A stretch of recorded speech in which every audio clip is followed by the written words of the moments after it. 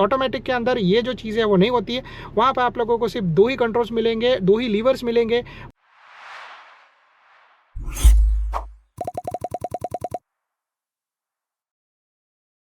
नमस्ते दोस्तों and welcome to our channel. कैसा आप लोग? आज इस वीडियो में मैं आप लोगों के साथ शेयर करने वाला हूँ automatic transmission versus manual transmission वाली कार्स, दोनों के बीच में डिफरेंस क्या होता है वो मैं आप लोगों के साथ इस वीडियो के अंदर शेयर करने वाला हूँ। जिससे अगर आप लोग अपने लिए एक कार लेने का प्लान कर रहे हो बट अगर आप लोग इन चीज़ों के बीच में कन्फ्यूज़ हो तो आप लोगों को प्रॉब्लम नहीं होगी और आप लोग ईजिली अपने लिए जो भी कार लेनी है आप लोग ईजिली ले पाओगे। तो यहाँ पर पहले हम लोग बात करते हैं कि ऑटोमेटिक ट्रांसमिशन क्या होता है। तो ऑटोमेटिक ट्रांसमिशन जैसे उसका नाम है वैसे ही उसका काम होता है। वो ऑटोमेटिकली जो है वो आपके कार के गियर्स को शिफ्ट करती है और जिसको चलाना और कंट्रोल करना बहुत इजी होता है। अभी हम लोग यहाँ पर बात करते हैं मैनुअल ट्रांसमिशन वाली कार। तो जैसे अगर आप लोग बाइक चलाते हो या फिर अगर आप लोगों ने बाइक तो देखी रहेगी, तो वैसे ही सेम कार के अंदर भी जो है आप लोगों को 3 कंट्रोल्स मिलेंगे, क्लच, एक्सेलरेशन एंड ब्रेक। तो आप लोगों को जो है वो अपनी कार को इन तीनों कंट्रोल्स को यूज़ करके चलाना है। ऑटोमेटिक के अंदर ये जो चीज़ें वो नहीं होती है। वहाँ पर आप लोगों को सिर्फ 2 ही कंट्रोल्स मिलेंगे, 2 ही लीवर्स मिलेंगे। पहला लीवर होता है वो होता है एक्सेलरेशन के लिए, दूसरा होता है वो होता है ब्रेक के लिए, और क्लच होता नहीं है। सो आप लोगों को बार बार गियर चेंज करने का ज़रूरत भी नहीं पड़ता है, जिसकी वजह से बिगिनर ड्राइवर्स के लिए बहुत ही ज़्यादा ईजी हो जाता है कार चलाना, क्योंकि उनको जो है वो बहुत ही कम चीज़ों के बारे में ध्यान रखना पड़ता है। लाइक जैसे कार चल रही है तो सामने से कोई आ रहा है कि नहीं आ रहा है, उसके अलावा और कुछ कार की चीज़ें, but bar bar clutch and gear के टेंशन से उन लोगों को छुटकारा मिल जाता है। तो वैसे में क्वेश्चन ये आता है कि आप लोगों के लिए कौन सी कार सही रहेगी, या फिर ऐसे में ये चीज़ आता है कि एज अ बिगिनर आप लोग कौन सी कार लोगे तो आपके लिए बेटर रहेगा। तो इसके बारे में थोड़ा और डिटेल में हम लोग जानते हैं, बट इसके पहले हम लोग जो है वो ऑटोमेटिक और मैनुअल के बारे में बात करते हैं। तो ऑटोमेटिक जैसे मैंने आप लोगों को बताया, तो ऑटोमेटिक ट्रांसमिशन वाली कार जो है वो एक तरीके से बिगिनर्स के लिए बहुत ही सही रहती है। मैंने पर्सनली दोनों कार को चलाया है। ये जो है वो मेरी ऑटोमेटिक कार है जिसके अंदर मैं बैठा हूँ, और इसके पहले मेरे पास जो कार थी वो थी मैनुअल। तो मैनुअल कार मैंने चलाया है, उसको चलाने में डेफिनेटली अपना एक मज़ा आता है। और जो है वो डेफिनेटली कुछ ड्राइवर्स रहते हैं जो प्रेफर करते हैं मैनुअल कार, क्योंकि मैनुअल कार्स को कंट्रोल करना बहुत ईजी होता है। उनका पूरा जो कंट्रोल होता है वो अपने पास रहता है। जैसे कौन से गियर में मुझे कार चलानी है, कौन से टाइम पे कौन सा गियर यूज़ करना है, उसके अलावा और भी बहुत सारी चीज़ें। ये कार को पिछले मैं 3 महीने से चला रहा हूँ ऑटोमेटिक, और डेफिनेटली मुझे ये कार भी पसंद आ रही है। बट ये जो है वो जनरली मैं आप लोगों के बीच में डिफरेंस शेयर कर रहा हूँ जिससे आप लोगों को ये पता चले। तो फॉर एग्जांपल कि अगर आप लोग जो है वो हिली रीजन में जा रहे हो जहाँ पे आप लोगों को ज़्यादा पावर का ज़रूरत है, तो वहाँ पे आप लोग जो है वो गियर वाली कार को ऑटोमेटिकली अपने हिसाब से जो भी गियर्स रहेगा उस हिसाब से चूज़ करने के बाद आप लोग उस कार को ईजिली चला सकते हो। बट मैनुअल में क्या होता है कि कार जो है वो पर्सनली डिसाइड करती है कि आप लोगों को कौन से गियर में, मतलब स्पीड के हिसाब से कौन से गियर में जो है वो आपकी कार चलेगी। और वैसे में ऐसा प्रॉब्लम बहुत बार होता है कि जब आप लोग हिली रीजन पे जाते हो तो डेफिनेटली धीरे धीरे करके आप लोगों का जो है वो एक्सेलरेशन स्पीड कम होता है। कभी कभी ऐसा भी चीज़ होता है कि जब आप लोगों को ओनली पहले गियर का ज़रूरत है और ऑटोमेटिक कार आप लोगों को जो है वो दूसरे गियर में शिफ्ट कर देती, तो पावर का थोड़ा बहुत ऊपर नीचे होते रहता है ऑटोमेटिक कार के अंदर। वहाँ पे सेम तरीके से जो है वो मैनुअल कार में ये चीज़ नहीं होता है, क्योंकि मैनुअल में आप डिसाइड करते हो कि आप लोगों को कौन से गियर में कार चलानी है, तो जिससे बहुत ही ज़्यादा ईजी हो जाता है। अभी कुछ बात करते, कुछ लोग ऐसे भी सोचते हैं कि ऑटोमेटिक कार का माइलेज कम रहता है और मैनुअल का माइलेज जो है वो अच्छा रहता है। तो यहाँ पर भी जो है मैं आप लोगों के साथ डिटेल शेयर कर दूँ कि इस चीज़ में कोई भी शक नहीं है कि जब आप लोग जो है वो सही तरीके से सही टाइम पर गियर्स को शिफ्ट करोगे तो आप लोगों को माइलेज बहुत ही अच्छा मिलेगा। तो एक्सपीरियंस ड्राइवर ऑलवेज जो है वो मैनुअल कार पसंद करते हैं, क्योंकि उन लोगों को पहले तो पूरा कंट्रोल चाहिए, दूसरा जो है उन लोगों को अच्छा माइलेज भी मिल जाता है, क्योंकि उनको पता है कि इस आरपीएम पे मैं अपनी गाड़ी को जो है वो इस गियर पर रखूंगा तो मुझे अच्छा माइलेज मिलेगा।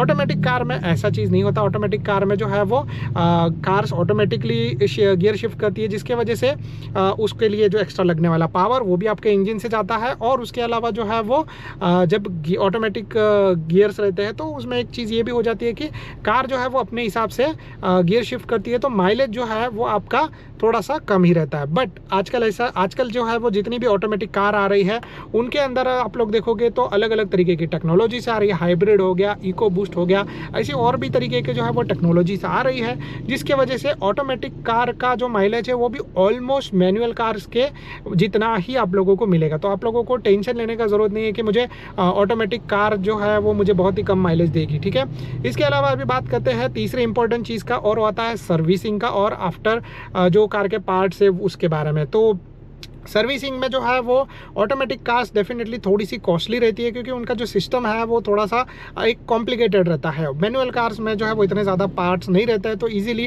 वो लोग जो है वो उसको चेंज भी कर सकते हैं, रिपेयर भी कर सकते हैं, और उसके पार्ट्स जो है वो सस्ते आ रहे हैं, क्योंकि मैनुअल कार बहुत टाइम से चलते आ रही है मार्केट के अंदर, तो उनके पार्ट्स आप लोगों को सस्ते मिलेंगे।